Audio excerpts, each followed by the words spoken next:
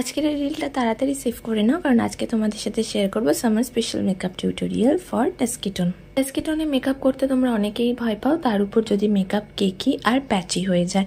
আমার অয়েলি আর acne prone skin, তাই আজকের এই রিলটা দেখে তোমরা বুঝতে পারবে যে সামারে কিভাবে মেকআপ করলে তোমাদের মেকআপ কেকি আর প্যাচি হবে না।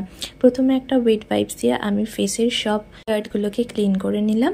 তারপরে একটা ওয়াটার বেস ময়শ্চারাইজার তোমাদের ইউজ করতে হবে। মনে রাখবে সামার বলে ময়শ্চারাইজারকে একদমই স্কিপ করবে না, ওয়াটার বেস ময়শ্চারাইজার ইউজ করতে পারো যে কোনো ব্র্যান্ডের।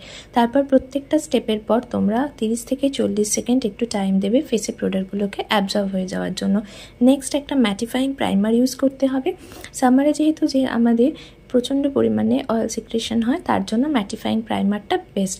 আমি এলফ কসমেটিক্সের ম্যাটিফাইং প্রাইমার ইউজ করেছি, তোমরা যে কোনো এই ব্র্যান্ডের ইউজ করতে পারো। এভাবে প্রত্যেকটা স্টেপ ফলো করলে তোমরা একটা ফ্ললেস বেস অ্যাচিভ করতে পারো। আর পার্ট 2 এর জন্য অবশ্যই পেজটাকে ফলো করে